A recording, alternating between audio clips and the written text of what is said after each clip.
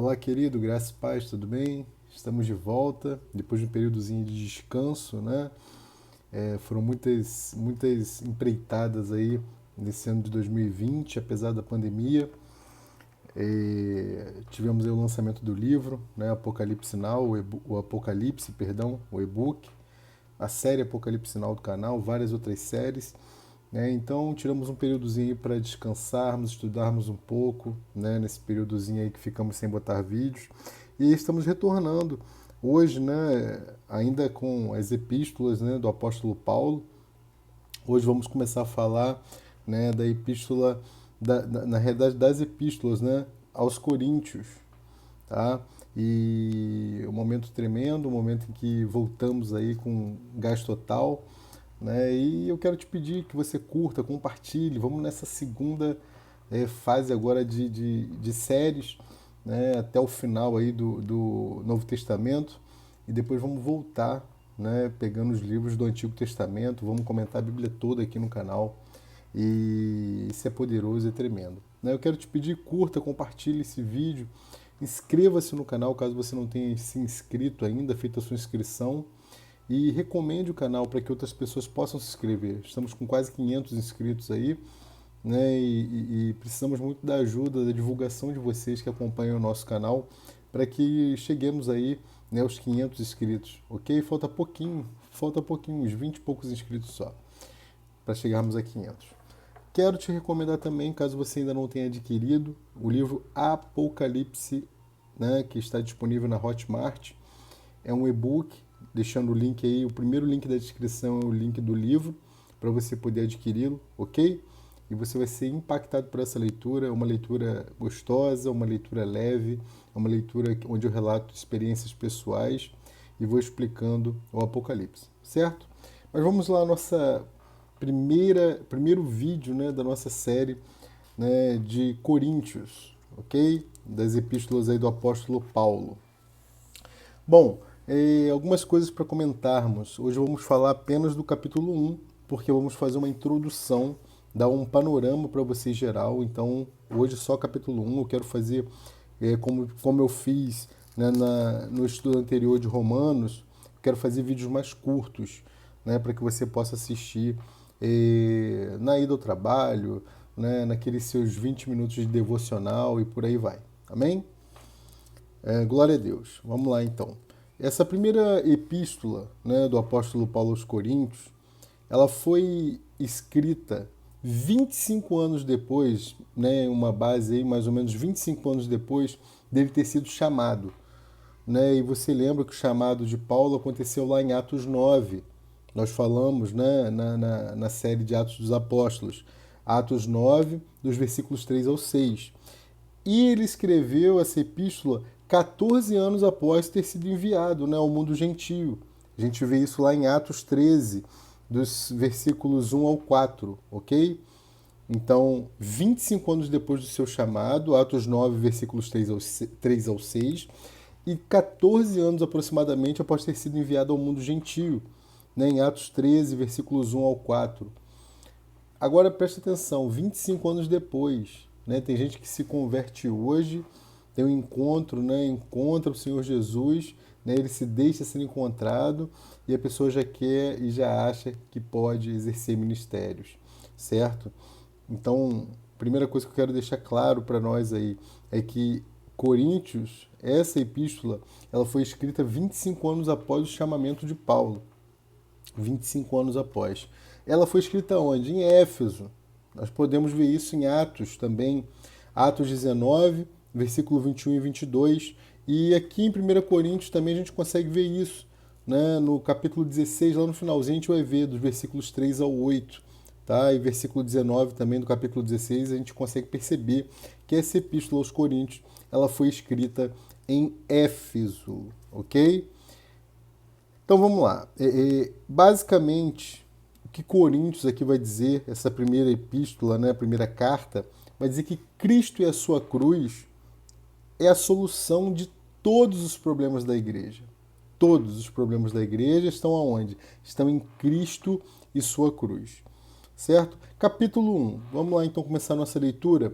Do versículo 1 ao versículo 9 do capítulo 1, nós temos a introdução, né? Ele vai iniciar aqui falando dos dons iniciais, né? E ele vai falar da participação aqui nossa em Cristo, tá? Então olha lá. Versículo 1. Paulo, chamado apóstolo de Jesus Cristo, pela vontade de Deus, e o irmão Sóstenes, a igreja de Deus que está em Corinto, aos santificados em Cristo Jesus, chamados santos, com todos os que em todo lugar invocam o nome de nosso Senhor Jesus Cristo, Senhor deles e nosso. Versículos 1 e 2 aqui, então já temos algumas coisas aqui importantíssimas para fazermos os comentários, né? Então, fica claro aqui já na primeira palavra, né, do versículo 1, Paulo, que a autoria aqui é indiscutível, né, dessa epístola, não tem discussão. Algumas traduções não vão colocar esse Paulo, essa palavra chamado aí, chamado apóstolo, não, porque Paulo de fato era apóstolo, né? Ele era apóstolo, a gente pode ver isso, por exemplo, em Romanos capítulo 1, versículo 1, né? Apóstolo quer dizer enviado, e Paulo foi enviado, né? Como eu falei já também lá de Atos 13, versículos 1 ao 4, né? Enviado ao mundo gentio, certo? E o apóstolo Paulo, né, em seu apostolado, ele era autêntico. O apostolado do apóstolo Paulo era autêntico, ele foi enviado. Ele não se enviou, ele não se auto-enviou, ele não se autoproclamou apóstolo. Tá? A gente pode ver isso no capítulo 9, dos versículos 1 ao 5, dessa mesma epístola aos Coríntios que a gente está lendo. Tá? A gente pode ver isso também na segunda epístola aos Coríntios, a gente vai ver, né, no capítulo 12, versículos 11 e 12. A gente pode ver isso no capítulo 11 também, da segunda epístola aos Coríntios, no versículo 13. E Apocalipse 2:2 também vai falar sobre essa autenticidade do apostolado, né? Então, o apóstolo quer dizer enviado, e não que se envia, que se auto-envia, que se autodenomina, certo? E esse Sóstenes aqui, que ele fala para fechar o versículo 1, não é aquele mesmo que nós vimos lá em Atos 18:17. Como eu falei para vocês, essa epístola aqui ela foi escrita em Éfeso, então fica ligado, certo? Bom, versículo 2 aqui tem um show de detalhes aqui. Por exemplo, quando ele fala assim, ó, no início, a igreja de Deus, não é a igreja de Paulo, não é a igreja de Apolo, não é a igreja de Cefas, não é a igreja do diácono Rafael, não é a igreja de pastor nenhum, né? É a igreja de Deus. E apesar de todos os erros da igreja de Corinto, né, na realidade a gente vai ver esses erros, foram 11 erros que o apóstolo Paulo vem corrigir nessa epístola. Ele chama, né, igreja de Deus. Apesar dos erros, ele chama igreja de Deus. Né? Aí ele vai continuar. Que está em Corinto. Que está em Corinto. Aqui então você tem um aspecto local da igreja. Lembra que eu falo sempre disso para vocês. Você tem o aspecto universal da igreja, a igreja de Cristo em todo o mundo. E você tem o aspecto local da igreja, que a gente pode ver isso lá em Atos 8:1, falando um pouquinho sobre isso, né? Apocalipse 1:11 também vai falar dessa localidade, né? Dessa questão. A igreja só vai agir se ela tiver local. Né? Ela tem que ser universal, mas não pode ser somente a Igreja Universal de Cristo. Ela tem que ter um local de ação também, ok? Bom, e aí continuando, no versículo 2 ainda, aos santificados em Cristo Jesus, né? Ou seja, composta pelos santos de Cristo Jesus, chamados santos, né? São os santos chamados aqui, os santos chamados, né? E não aqueles que são chamados para se tornarem santos, né? Entenda isso, há uma diferença aí. Os santos chamados, né? Os chamados santos, com todos os que, em todo lugar, não só na igreja de Corinto, mas em todo lugar, invocam, ou seja, creem, né, no nome de nosso Senhor Jesus. Porque para você invocar, você tem que crer, né? Conforme a gente vê lá em Romanos 10, versículo 14. Tá? Então, essa carta aqui era uma carta específica para a igreja aos Coríntios, de Corinto, né? Igreja aos Coríntios, né? Perdão, vamos colocar a coisa direita. Igreja em Corinto, né? Mas que serve para todos. Né? Então, foi uma carta enviada aos Coríntios, na igreja localizada em Corinto, mas que serve para todo lugar, que serve para todo tempo, toda época, toda era, ok? Inclusive é que nós ainda vivemos, que é a era da igreja, ok? Então vamos lá.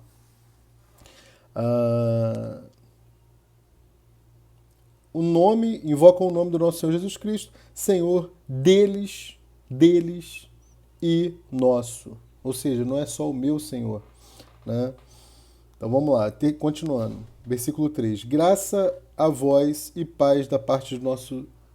Graça a vós, perdão, e paz da parte do nosso Pai e do nosso Senhor Jesus Cristo. Daí essa saudação, né, tão comum nas comunidades, né, em algumas outras denominações também, graça e paz, né? Graça a vós e paz, né, da parte de Deus, nosso Pai, e do nosso Senhor Jesus Cristo.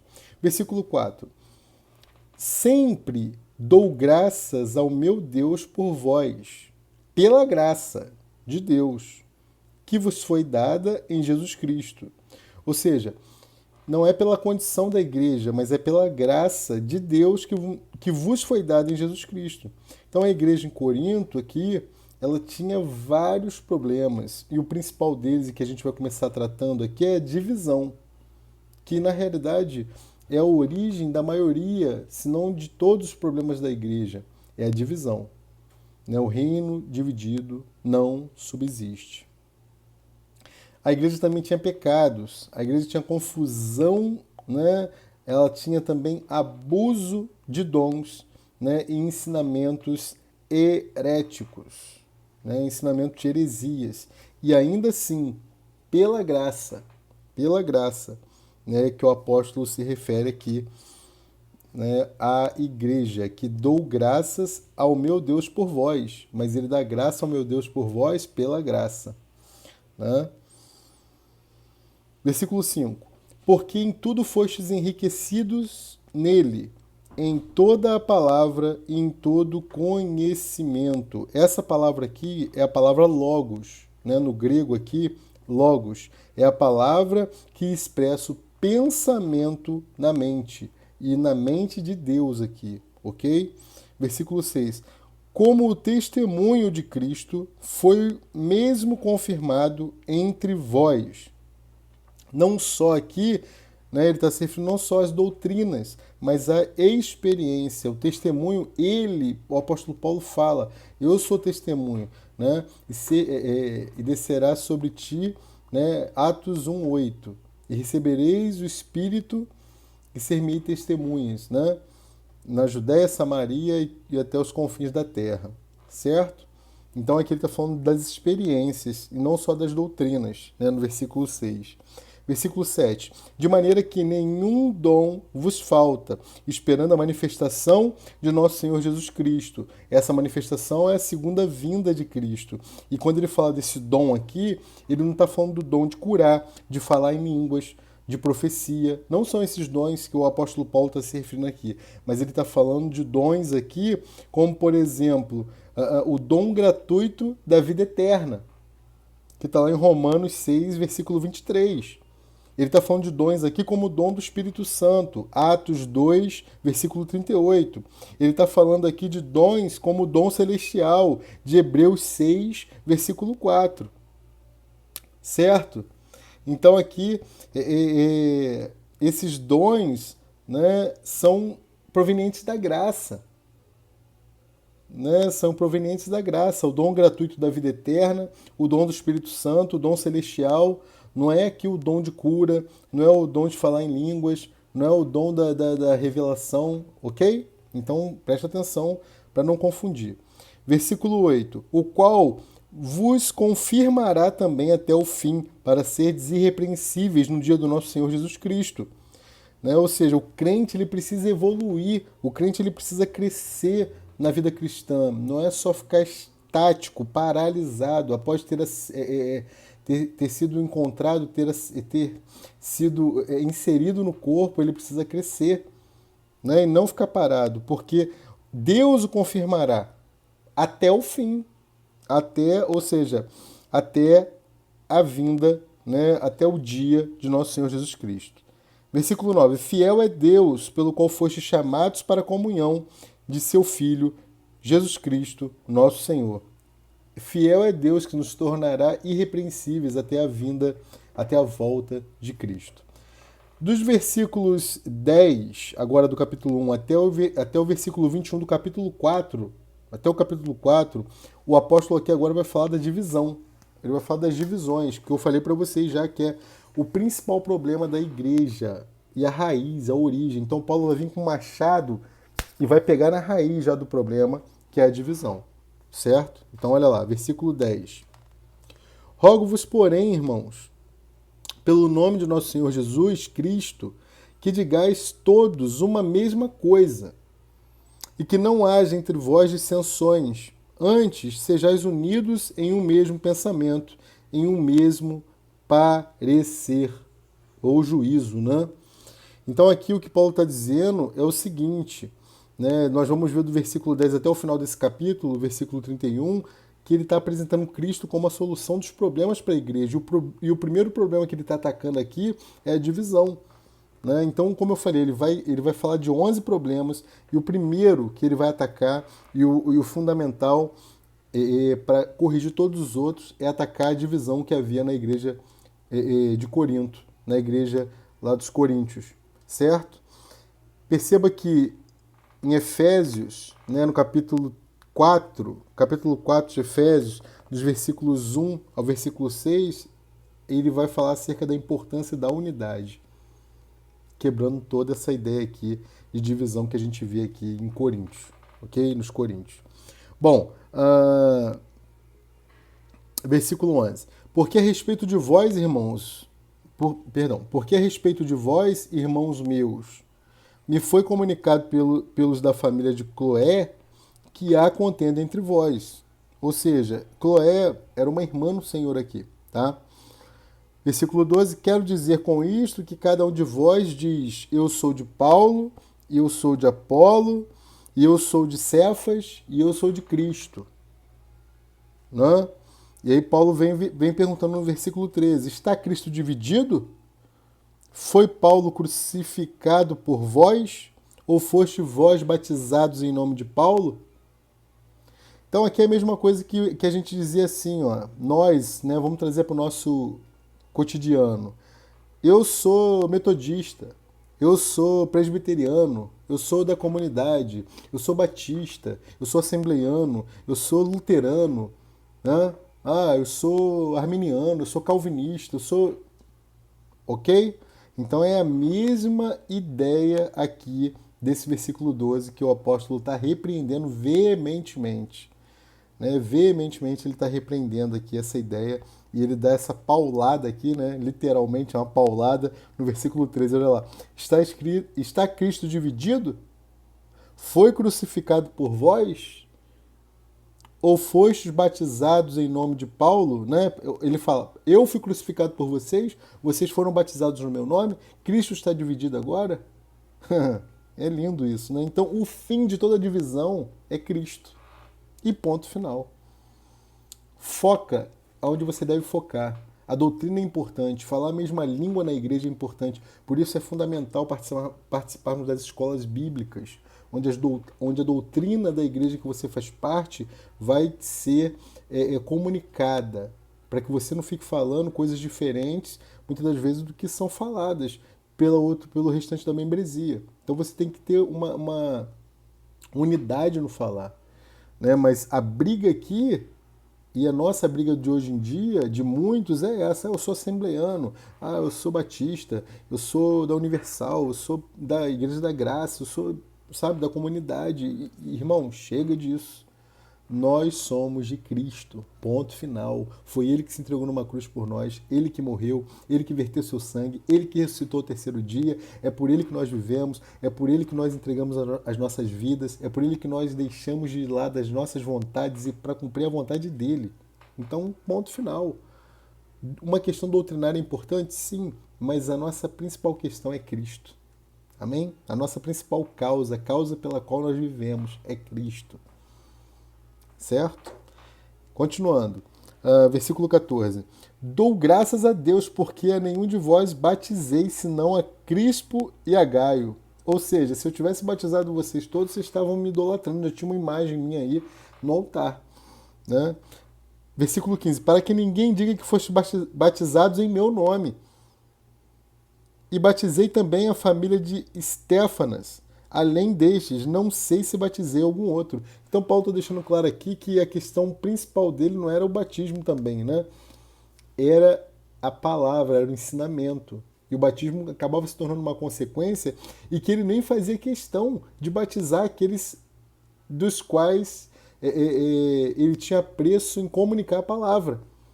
Então ele ensinava e ia embora, e nem sempre ele ficava responsável pela função do batismo. E ele deixa isso claro aqui. O batismo é fundamental, é a aliança que a gente faz com Deus, deixando o velho homem para trás. Né? Porém, o principal é apresentar esse evangelho. Né? É ser testemunha fiel. Ser-me-eis minhas testemunhas. Ok? Versículo 17. Porque Cristo enviou-me não para batizar, mas para evangelizar. Em sabedoria, não em sabedoria de palavras, para que a cruz de Cristo se não faça vã. Quando ele fala dessa sabedoria aqui, ele está se referindo a essas filosofias, né? Lembrando, deixa eu ajeitar aqui. Lembrando que Paulo, ele vivia num período, né, de muita onde a filosofia em si, né, principalmente na Grécia, né, Atenas, você tinha essa questão muito forte, né, dos filósofos ali. Né, e a gente sabe e já vimos um pouco Paulo ali debatendo com os filósofos, né, e nas universidades da época e tudo mais. Mas percebam, ele está dizendo assim, ó, Cristo enviou-me não para batizar, mas para evangelizar. Aí ele continua, não em sabedoria de palavras, para que a cruz de Cristo se não faça vã. Né? Então ele está colocando aqui a cruz como centro do cumprimento da economia neotestamentária de Deus, que eu já falei para vocês isso em outras séries e continuarei falando até o fim de todo o comentário bíblico, que é o dispensar-se de Deus em nós. Amém? Continuando. Versículo 18. Porque a palavra da cruz é loucura, em algumas traduções é tolice, é insensatez para os que perecem. Mas para nós que somos salvos é poder de Deus. Versículo 19. Porque está escrito, destruirei a sabedoria dos sábios e aniquilarei a inteligência dos inteligentes. Né? Esses sábios aqui, referindo especificamente aqui aos gregos, né? A questão dos gregos aqui filósofos, certo? Versículo 20. Onde está o sábio? Onde está o escriba? E aí sábio referindo-se aos gregos e escriba referindo-se lá a Isaías, né? Versículo 18 do capítulo 33, Isaías 33, 18, depois você lê lá. Onde está o inquiridor deste século? Porventura não tornou Deus louca a sabedoria deste mundo? E ele vai continuar. Versículo 21. Pois, visto que na sabedoria de Deus o mundo não conheceu a Deus pela sua sabedoria, aprove a Deus salvar os crentes pela loucura da pregação. Porque os judeus pedem sinal e os gregos buscam sabedoria. Os judeus pedem sinal. Vê lá Mateus 12, versículos 38 e 39, que você vai ver. Mas nós pregamos a Cristo crucificado, ou seja, nós pregamos um Cristo rejeitado, nós pregamos um Cristo desprezado, nós pregamos um Cristo diferente daquilo que os judeus esperavam, vindo sobre um cavalo branco, um imponente rei, né, guerreiro, chefe de batalha. Né? Esse Cristo, ele está muito próximo de voltar. Dessa maneira, né, no cavalo branco, poderoso, general de guerra, né, destruindo os exércitos do anticristo. Esse Cristo ele está muito próximo de voltar, mas aquele que veio há 2000 anos, que é o mesmo, aquele de 2000 anos atrás, ele veio como um cordeiro. Esse que a gente está prestes a ver, vindo nos céus, ele vai vir como leão da tribo de Judá, poderoso, guerreiro, que nunca perdeu uma batalha. Amém? Mas os judeus esperavam esse naquela época. E por isso essa confusão toda. Né? Vou repetir o 23. Mas nós pregamos a Cristo crucificado, que é escândalo para os judeus. Como pode o carpinteiro, o filho de Maria, de José, né? Que é escândalo para os judeus, loucura para os gregos. É loucura para, né? É loucura. Como é que pode? Impossível para eles.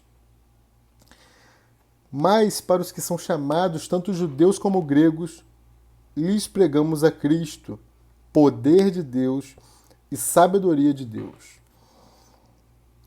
Versículo 25, porque a loucura de Deus é mais sábia do que os homens, e a fraqueza de Deus é mais forte do que os homens.